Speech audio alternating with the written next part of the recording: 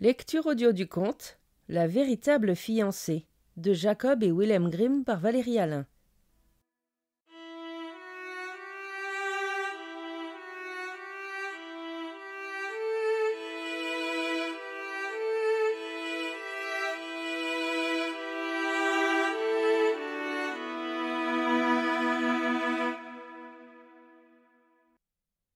Il était une fois une jeune fille qui était jeune et belle, mais elle avait perdu sa mère très tôt, et sa marâtre lui faisait toutes les misères du monde. Quand elle lui confiait une tâche, si difficile soit-elle, la jeune fille s'y attelait avec persévérance et faisait tout son possible. Mais elle ne parvenait pas à toucher ainsi le cœur de cette méchante femme, qui n'était jamais satisfaite, et pour qui il n'y en avait jamais assez. Plus la jeune fille travaillait avec zèle, et plus la marâtre lui en demandait, et elle n'avait pas d'autre souci que de lui infliger un fardeau toujours plus lourd, et de lui rendre la vie la plus dure possible. Un jour, la marâtre lui dit « Tiens, voilà 12 livres de plumes. Tu dois les ébarder, et une volée de coups t'attend si tu n'as pas terminé ce soir. Crois-tu donc pouvoir rester toute la journée sans rien faire ?» La pauvre fille s'installa à son travail, mais les larmes roulaient sur ses joues car elle voyait bien qu'il était impossible de venir à bout de cette tâche en une journée. Lorsqu'elle avait un petit tas de plumes devant elle, et qu'elle poussait un soupir et que, saisie d'angoisse, elle pressait ses mains l'une contre l'autre, les plumes s'envolaient en tous sens, et elle devait les ramasser de nouveau et tout recommencer. Tout à coup elle appuya ses coudes sur la table, cacha son visage dans ses mains et s'écria « N'y a-t-il donc personne sur cette terre qui ait pitié de moi ?» Au même instant elle entendit une douce voix lui dire « Console-toi, mon enfant, je suis venue pour t'aider. » La jeune fille leva les yeux et vit une vieille femme qui se tenait près d'elle.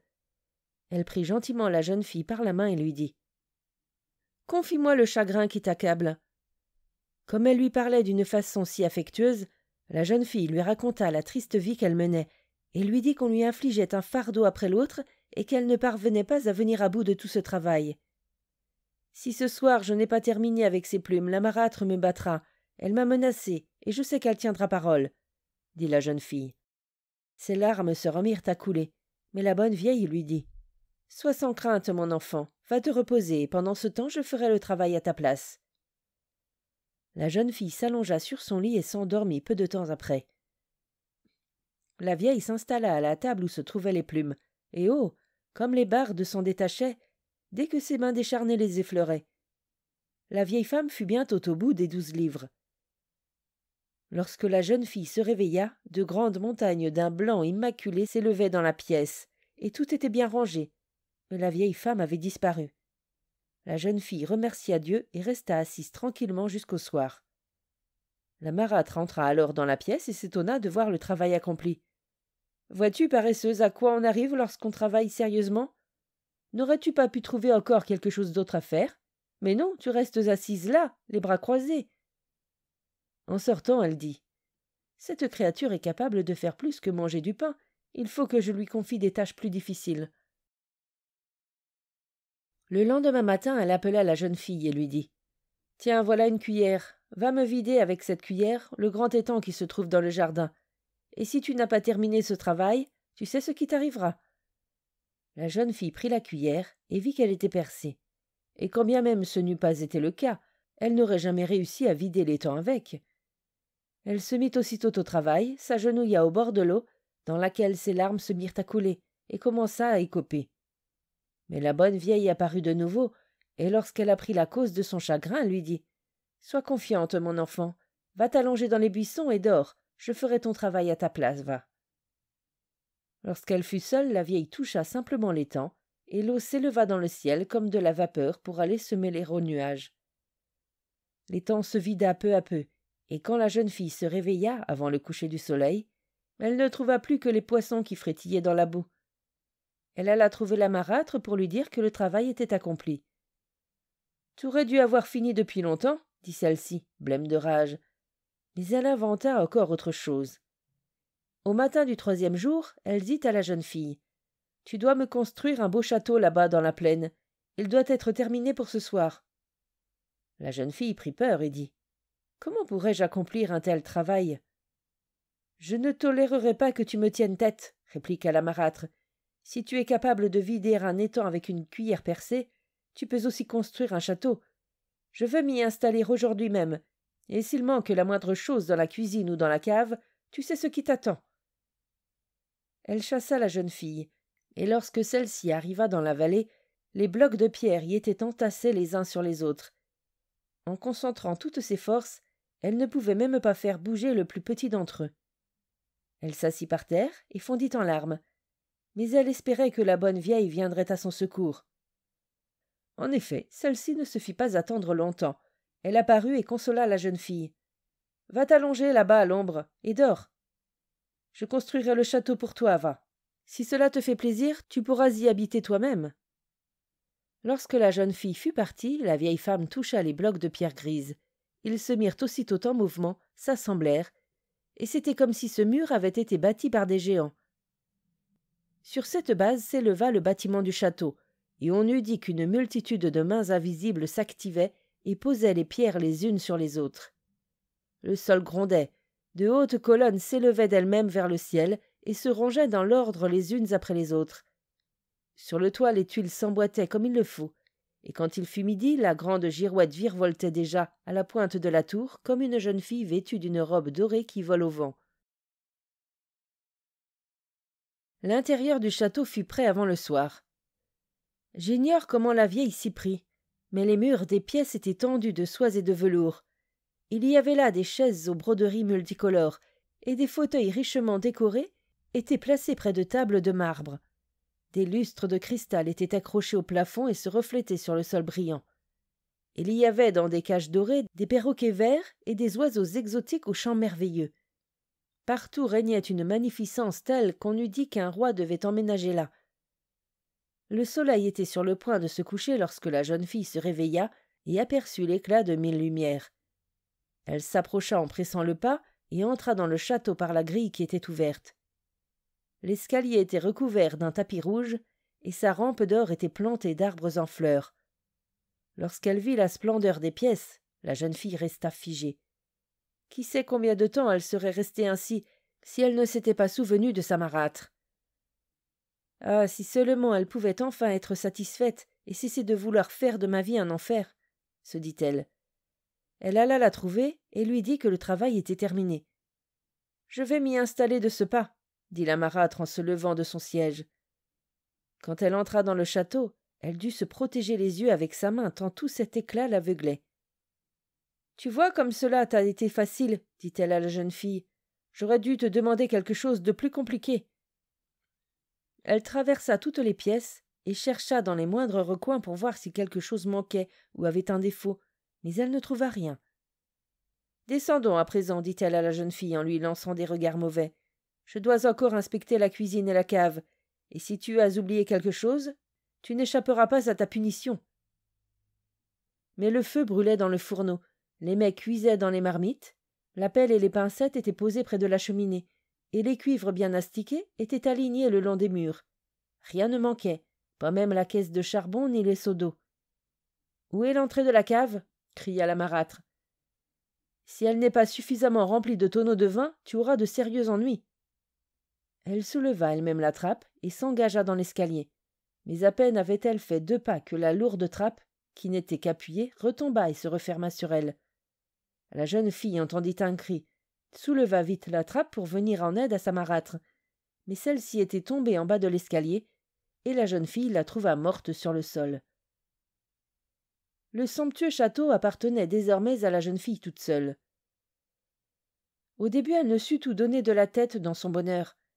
De belles robes étaient rangées dans les armoires, les coffres étaient remplis d'or et d'argent, ou bien de perles et de pierres précieuses, et la jeune fille n'avait aucun désir qu'elle n'eût pu satisfaire. Bientôt la nouvelle de la beauté et de la richesse de la jeune fille se répandit dans le monde entier. Tous les jours des prétendants se présentaient à elle, mais aucun ne lui plaisait. Arriva finalement le fils d'un roi qui sut toucher son cœur, et la jeune fille se fiança avec lui. Un tilleul verdoyant s'élevait dans le parc du château. Un jour que les jeunes gens étaient assis tous deux, l'un près de l'autre, à l'ombre de ses branches, le jeune homme lui dit « Je vais rentrer chez moi demander l'accord de mon père pour notre mariage. Je t'en prie, attends-moi ici. Sous ce tilleul, je serai de retour dans quelques heures. » La jeune fille l'embrassa sur la joue gauche et lui dit « Reste-moi fidèle et ne laisse personne d'autre t'embrasser sur cette joue. J'attendrai ton retour ici sous le tilleul. » La jeune fille resta assise sous le tilleul jusqu'au coucher du soleil, mais son fiancé ne revint pas. Elle y attendit pendant 3 jours, du matin au soir, mais en vain. Le 4e jour, voyant qu'il ne revenait toujours pas, la jeune fille dit « Il lui sera arrivé malheur, je vais partir à sa recherche, et je ne rentrerai pas avant de l'avoir retrouvé. » Elle emporta 3 de ses plus belles robes, l'une brodée d'étoiles scintillantes, la 2e brodée de croissants de lune argentés, la 3e brodée de soleil d'or, enveloppa une poignée de pierres précieuses dans son foulard et se mit en route. Elle demanda partout des nouvelles de son fiancé, mais personne ne l'avait vu, et personne ne savait rien à son sujet. Elle sillonna le monde à perte de vue, mais elle ne le trouva pas. Elle entra finalement au service d'un paysan comme bergère, et enterra ses habits et ses pierres précieuses sous une pierre.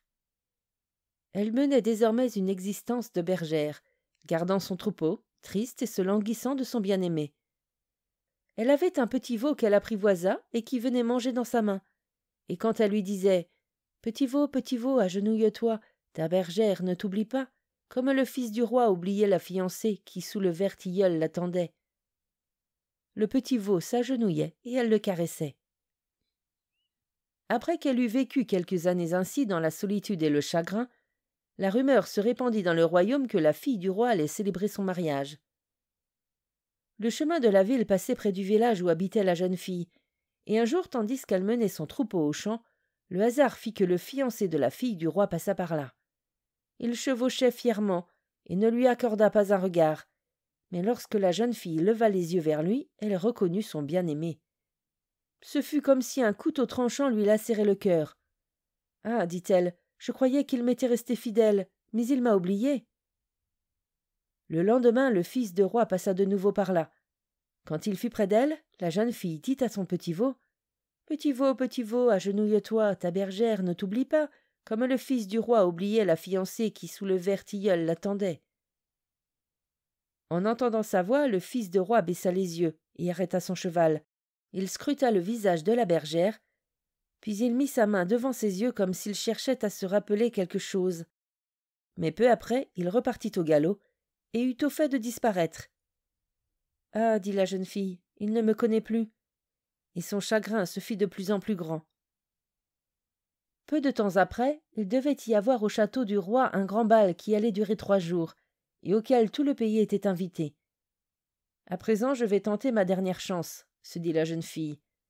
Et le soir venu, elle se rendit près de la pierre sous laquelle elle avait enterré ses trésors. Elle sortit la robe au soleil d'or, la passa et se para de pierres précieuses. Elle dénoua ses cheveux qu'elle portait cachés sous un foulard, et ils se déroulèrent en longues boucles qui l'enveloppèrent. Elle partit pour la ville, ainsi vêtue, et dans l'obscurité, personne ne la remarqua. Lorsqu'elle entra dans la salle inondée de lumière, tous s'écartèrent sur son chemin, émerveillés, mais personne ne savait qui elle était. Le fils de roi vint à sa rencontre, mais il ne la reconnut pas. Il la fit danser. Il était à ce point ravi par sa beauté qu'il en oublia complètement de penser à son autre fiancé. Quand le bal fut terminé, la jeune fille disparut dans la foule et s'empressa de regagner le village avant l'aube, où elle remit sa robe de bergère. Le soir suivant, elle sortit la robe au croissant de lune argenté et orna ses cheveux d'un croissant de lune fait de pierres précieuses. Lorsqu'elle parut au bal, tous les regards se tournèrent vers elle. Le fils de roi s'empressa d'aller la rejoindre, et, ivre d'amour, il ne dansa qu'avec elle, et n'eut Dieu pour personne d'autre. Avant de partir, elle dut lui promettre de revenir au bal le dernier soir.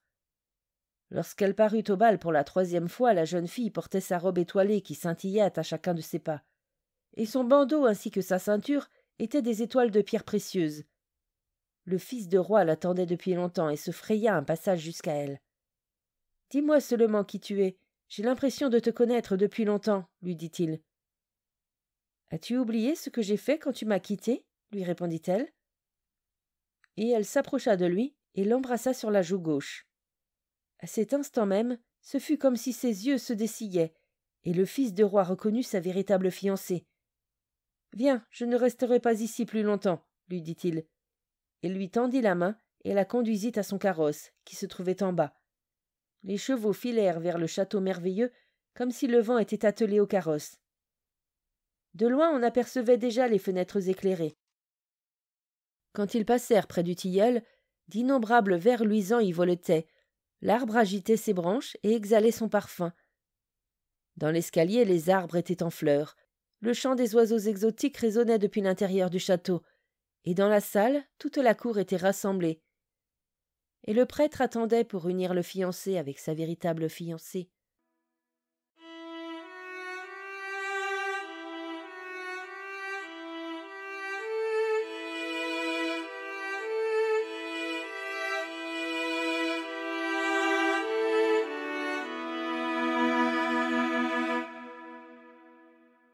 Fin de la lecture du conte La véritable fiancée.